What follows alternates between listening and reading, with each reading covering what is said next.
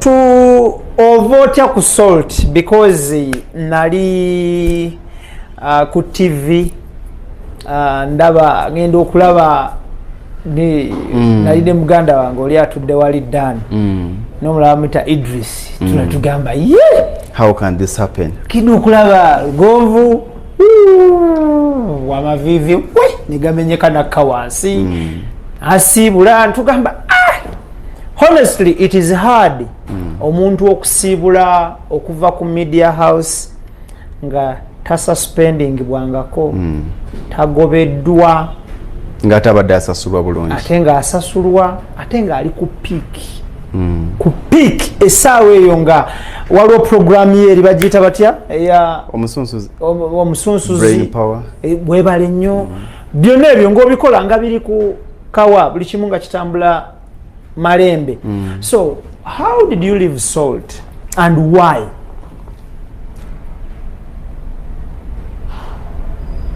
Oyagala reality? Of course. Oyagala reality? Of course. No, this is a big show. A hostings abantu ab'amaanyi abakatinga across. Nakirowoozamu. Tukula. Tuddayo mu kye bayita you either take a risk or you die a slave. Nakedde ku makya nengenda ku BBS nenkola program zokka n'ensonga nenjimala ku ssaawa 4 nenfuna essaawa endala ku BBS nentukola obuvunaanyizibwa bwange obulala obwa off air nenvaawo ku ssaawa 5 ndowooza owulira time gye nneewa nenvaawo ku ssaawa 5 nenkwata kalundaganya kange nenvuga nengenda empigi nensinkana chairman nensinkana abakakiiko nensinkana ne landlord nengulira abaana ettaka lyabwe ompulira nenva empigi negamba nzija nokobawe Kampala nsooka ngenda mu town nensinkana muwala wange ayinayo omukolo netutuula nampaako deposit netubala bye yeetaaga omukolo gutuuse gwa Sunday netumaliriza buli kimu sene nezitwala ku account nenvuga nenzija nkusinkana kati ngenda kumaliriza okukola wano interview ate ntuule mu office paka ssaawa 4 ntegeteeke program gye ngenda okukola ku BBS enkeera nkoze program 5 nkoze ebintu 5 nkoze ebyange nkoze ebibyo nkoze bya BBS nkoledde n'abaana b'ebweru ontegeera nakikirowoozamu so oti esasula bulungi esasula bulungi era we nagenda okuvirayo ng'esasula yemu in fact ku media houses esasula bulungi omusumba Luzias Bugingo ebisigadde osobola obimwogerako simanyi kati ko simanyi byamunda naye we nabeererayo ng'ebisigadde obimwogerako naye ndotagera ku salary increment salary payments ng'asasula bulungi naye nakikiriza era nze nkimanyi nti omusala tegugaggawaza nze muntu ayagala ekintu bwemanga nkiwadde time nenkimanya nkikolera ekintu nti nali nkola ebintu ebyo kati nagenda okulaba nga buba bulyazaamaanyi okiraba ate obeera okyali awo noddukawo ogenda okolera ati nebagati kakati oliwa okitegeera tukwetaaga wano tubadde wano amasimu gonna gembadde nfuna temuli ya BBS kubanga ebyabwe nabikoze eki nabimaze naye kati nenfuna ekiroozo nali mpumulidde ddala era abantu bangi balina nnyo this question nti wagamba toyigenda kudda walala kati mu kuwummula buli media house gye nali nkoledde njiwa respect metro wali mbeera wakanze muntu agenda buli mukolo ndi waka kozi banjola kyendi ku lwaliro bakulera kyendi ku lwaliro metro singa si metro temwandi ndabye nempampalinga nenteeka wentadde kakati nentuuka nenga nti kampumule nkole ebiki ebirala olwo nga ntandise okutakula obwongo nti singa abantu mubeera n'abantu bemwegomba naye ne mutabayigirako nze ekintu ekyo nakiyigira ku mukama wange yennyini era ebyo tulaga nti omusajja abadde ku piiki abadde ku kino owummula mukama wange ng'agenda okuwummula yali ku piiki mukama wange musumba Bugingo. Okay. Okuwumula okukozesebwa. Singa teyawumula kukozesebwa. Singa paka kati akyakola ki? Akyakozesebwa. Yeah. Naye kati alina over abakozi 1000. Yeetaaga okubirwa engalo. Basasulira omusaala NSSF baliisa. Naye singa bwe yali avaayo era abamu ku bakozi banne balowooza nti musiru obuzibu bwe tulina abantu balowooza nnyo nti bategeera okusinga bwe tutegeera ebyaffe bagamba baganda bange tokkirizanga muntu kutegeerera ntegeerayo bweza nnyo nti gwe mulimu ki gw'oyagala okukola kubanga omuntu wagaggawadde si wojja okugaggawalira omuntu wakyusiriza embeera muwogo alimu ssente okumusuubula naye si buli asuubula muwogo nti agenda gaggawala. Buli lunaku lwalaba edduuka nga ligguddewo erya Wolusero oba erya Retail waliwo amaduuka abiri agaggaddewo naye tekitegeeza nti naawe eggalawo abo abaggaddewo bayingira wakyamu oba bafunyeemu ebizibu kyeweetaaga kuba tokiweebuze nti ki ekigazzaawo bano ensobi gye mba sikola. Nalaba abantu bangi be nali neegomba mu media nga tubaprayizinga naye ne bakaddiwa nga bavulunkupa bamanyi ne tubasondera nuga omusajja ono yandibadde ali ku kino naye nga babasuusuutanga ne beerabira nti there is there tomorrow nga tebakyasobola kusitula muzindaalo ogwo. Tutunuulire you first made a statement nti otadde media okola otya yutani ate okudda ku BBS. Kati singa wawulira statement yange nabagamba sirina gyendaga nkyali nammwe okijjukira wadde empumudde wano nkyali nammwe nze muntu yatandika okulengera media era nkwebaza olina omulimu ogwo gweweekozesa ono content wo olangiramu bw'oyagala kati nakirengera nga kiri nnyo mu ggwanga erya Kenya wano okumpi ne Tanzania abantu okuba ne shows ezaabwe nga bw'olaba JK Live nga show ye kati y'omu ku bantu bensinga okukkiririza mu media. In fact wano e Uganda omu ku bantu bensinga okukkiririza mu media ndowooza kange nti yakulembera gwempenya ekitiibwa bangi mbaagala era mbakkiririzaamu naye bamuyita Samukazi bwe Dr. Samukazi wa sorry in fact utamusaako Dr. Kibaki kakati bwe nalaba abasajja ebyo bakola nga bakola shows ezaabwe era kati nina Lugonvu show ku YouTube ya Lugonvu show eyo show yange buno obulango bulimu amakampuni gennangiramu sente bazisasula mu management ya Lugonvu you get ne bwe nkola mention ne increment bambuza nti lwaki watumidde Ibrah kati ekyo nenkirengera ndaba nga kigenda tukolera kati nenjogera ne taata kubanga omuntu bwakubeezaawo for 3 years nga akusasula ssente n'osobola okubaako wootuuse n'olya n'onywa n'otambula aba alina step gyakutemu. In fact twetwalanga mwana na taata twetwalanga baaluganda bingi bibaawo era nze mpulira nnyo ennaku bwe ndaba nga aliwo embeera yonna eyinza muzeeyi oyo okuga nti waliwo amuyisaamu amaaso nakuwala bwe banga kivawo nenga nti singa akirese abantu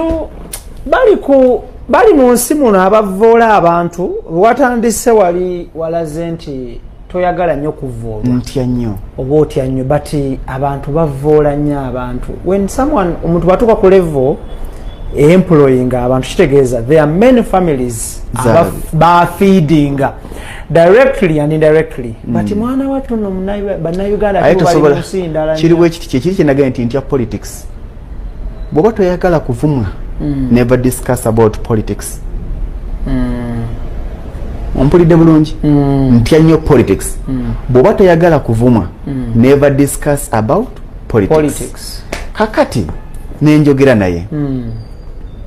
netutuuka netusetinga show olaba eyo show gyoyagala gyogaa nti ogigoberera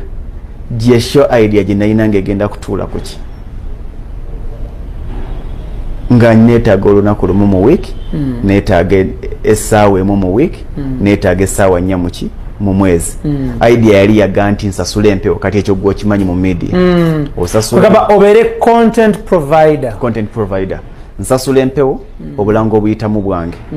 kati ate mutandiko kati gwe okimanyi abali mu media bakirowoozeeko so okeera ku makya no producing a show no organizing no marketing yo TV oba radio nekuguza platform no placing ko wakawo biba mirundi ebiri either TV esobola ogula content wo oba gwe okugula empewo kuki ku TV oba radio obulango obulimu buba bubwo ne byoyogira mu kaseera nga tebivoola biba bibyo kati nali ntunuulidde n'aŋŋamba oli mwana wange otandika kati butandi sijja kampuni okyagizimbe ya vibes ate kati nekino kijja kumusaba binga ndaba ostressingibwa olwaki olwa ssente ezo mabugo so wasanga kusomozebwa ki ng'ova ku BBS manya ng'ova ku salt najagala nnyo era nakati njagala naye ate I had to abantu bakulembeze kintu newankubadde naye nina okikola kakati nsinkana muzeeyi wange because twali more of friends tuva Masaka munabuddu munange muyigiddeko bingi ate nga nakkiriza nti singa teyaresigninga ku impact yandiba tatandikawo salt media erimu radios mukaaga tiyanditandisewo salt TV abamu ku bakozi banne n'abantu abagamba nti akoze ensobi paka kati gye bali bakyabakozesa balinda omusala ye akozesa 10 tebamutegeerera kati nenzikiza ninga nti muyigiddeko ki wadde yali mulungi naye yatuuka akaseera n'akola ki n'agenda kyekintu kye nakola nensiibula bwe ntyo ne munnyonnyola twatula mu office for some time bwe tutula mu office n'aŋŋamba Lugonvu kiki ne mugamba mukama wange muzeeyi wange mugamba omanyi kino ne kino nambuuza olagawa ddala nali sirina wendaga nali nzija nali ngenda kukola in fact nga ne gundi sinagikyusa kuba nasookera Busega nansabira omukisa bambi naŋŋamba oli mwana wange wano tokonkona naye ne mmanya nti ne bw'oba oyagalwa nnyo ewaka ekimu ku kisumbuwa ebyana bwe babyagala ennyo ewaka obisanga byazimba ku lubalaza birowooza we binaabeera naye nze njagala muzeeyi anjagale ng'agamba kati ate ali happy nti kukkana nti tewasobola kubayo olukuŋŋaana nga ndi ku BBS ne siwogerako naye ate wali bwe nabeera nga kusooti nga kyenjogedde nzira mu kyayogedde kati bw'abanga yeetaaga airplay ku BBS tekimwetagisaga nti ate ayinayo Lugonvu olwo nafuuka ambasada we otaatawo bwakwagala tofiira waka abasajja bangi n'abakazi bangi muwala we aba agenda n'akaaba amaziga naye alina okgenda Lugonvu obulango obulimu buba bubwo ne byoyogira mu kaseera nga tebivoola biba bibyo kati nali ntunuulidde n'aŋŋamba oli mwana wange otandika kati butandi sijja kampuni okyagizimbe ya vibes ate kati nekino kijja kumusaba binga ndaba ostressingibwa olwaki olwa ssente ezo kwe kunga nti anampa amagezi amalala nti ate kati ekyo nakyo wekiri ekyokusharinga revenue Ibrah alina content fe tulina empewo bwesi programu eyo bwegenda ku mpewo ezaala ssente mmeka omwezi ezadde obukadde 6 okuvaako revenue wasigadde 5-10 obusigadde atwala percentage ki ntwala percentage eyo naye ebaawo nga gwe rolo ya providinga content bokuwa mpewo mugaba ne revenue era ekyo kiba mirundi ebiri nti marketing department ye esobola okukola nabo marketing department yaabwe neekola ontegeera kati ekyo nakyo wekiri kyetwakkanyaako era kyekiri kinaga nti siina gyendaga kubanga eyo program nali nkimanyi ekola ki weeri wadde yali eri ku personal wano nasibula ng'omukozi wali nali sikyali mukozi nali sub content provider kati gwosobola okitegeera era nga siina kuba na ID yaabwe you get me actually tobeera mukozi waabwe siba mukozi era amateeka aga kampuni tegankwatako era meeting ya kampuni mba sigituulamu ntula mu meeting zibabeera bayise ezaba advertisers baabwe oluusi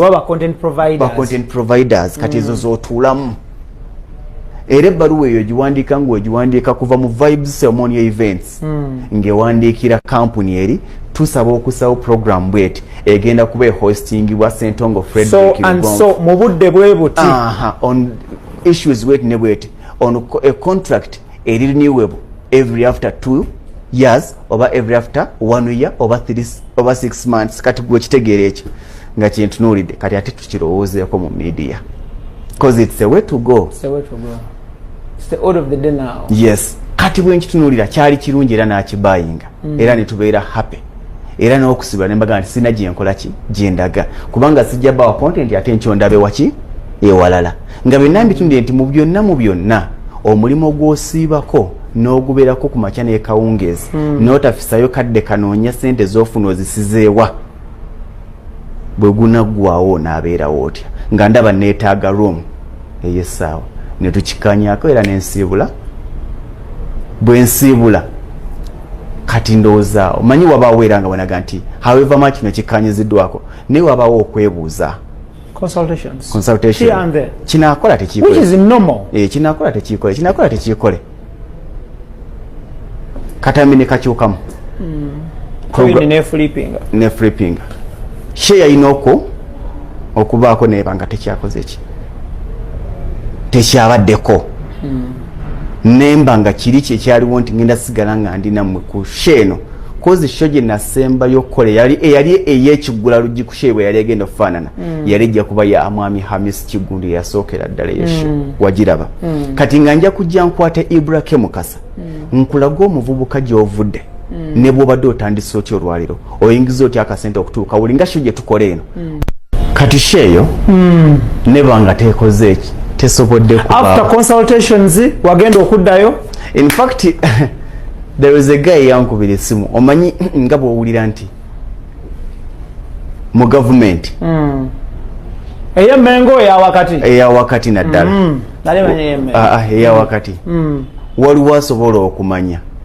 nga gwalina okumanya tonnamanya ebyo biri buli wamu kati omwana yankubira esimu oba yali wandowooza ekiboozi ne kikwata nambuuza sho kijobadde olina okukola kubanga kyali munda okitegera ate wasibudde sho kijobadde olina okukola gye bagenda tejja kubaawo ebyo weerimba ne mugamba tewali nze muntu aplayinga cool ne mugamba tewakola ki tewali naye ate ogwo omusango togunenyeza ku muzeeyi ye yalina okukola consultation as a CEO, as a proprietor, as a vision bearer, because is the vision bearer. Nga olaba kati fe Extra Digest ina vision bearer.